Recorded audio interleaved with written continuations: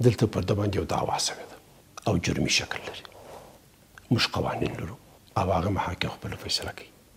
بیا قانون اساسي لرو.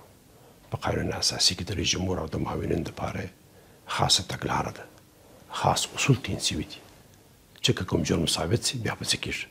تر هغه وخته چې هغه نوي ثابت سوي، جناب دوستم د افغانستان اول معاون دی د ریاست جمهوري او د ټولو اختیاراتو او مسؤلیتو سره نو هم دی باید دې ته متوجه سي او هم موږ ټول دې ته متوجه سو چې په هغه چوکاټ کې دا مملکت مخ ته بوځو او نه د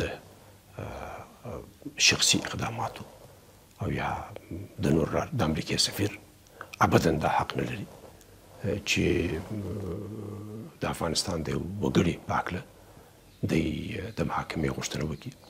دا د امریکایانو صریح مداخله ده. دا په دې اړه نه لري چې دوستم مجرم دی که نه دی مجرم. که مجرم دی هم د افغانستان قانون معامله ورسره کوي، که نه دی هم مجرم د افغانستان خلک پوهېږي او خپل کار پوهېږي. رئیس صاحب د ضمیر کابلوف وروستۍ څرګندونې بل ډول وې. دوی ویل چې په افغانستان کې داعش مخه ونه نیول سي نو روسیه به په افغانستان کې نظامي اقدامات وکړي. دا څرګندونې څنګه شوه؟ روسان ډېر وخت کېږي چې دا وایي چې په افغانستان کې داعش روزل کېږي. موږ به روسیې ته کاملا دا وایي چې احتیاط کوه چې په افغانستان کې نظامي اقدامات ونه کړې او هر څه چې کوې د امریکې سره په لو پیمانه وکړه او امریکایانو ته وایي چې د افغانستان څخه د خپلو رقابتو د جنګ میدان جوړ نه کړي. د لویې جرګې په اړه باندې تاسې څه وایاست چې لویې جرګه یې راوغوښتل شي د اوسني وضعیت نه د وتو لپاره؟ موږ په افغانستان کې د ولسواکۍ دپاره دوې واضحې لارې لرو. یوه لارې د افغانستان د خلکو انتخابات دي او د مشرتابه او د نهادو ټاکل دي لکه ولسي جرګه او مشرانو جرګه او ولایتي شوراوي.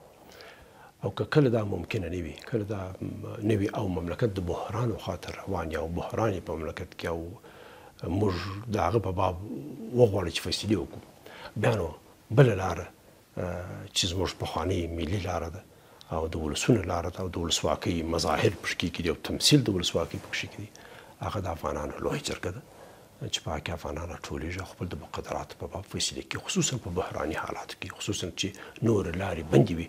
یعنې اوس حالات بحراني دي چې لویه جرګه راوغوښتل شي او مشخصا تاسې خپله غواړئ چې لویه جرګه راشي؟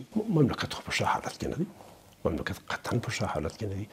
لویه جرګه یو لاره ده او بهترین لاره ده که انتخابات کېدای نه سي.